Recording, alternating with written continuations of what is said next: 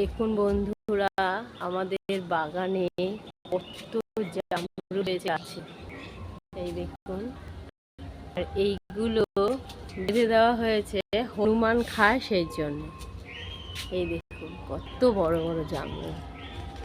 এই দেখুন, এইগুলো সব বড় হবে আর বড় হবে।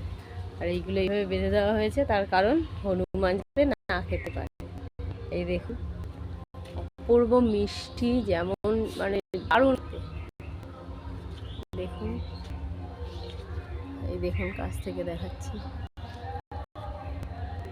আর একটু বড় হলে অবশ্যই আপনাদের দেখাবো।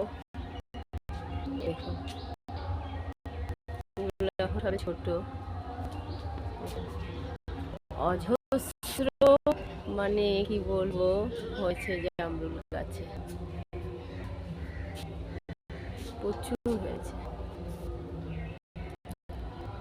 তো আবার দেখাবো আপনাদের আরেকটু বড় হলে। টাটা।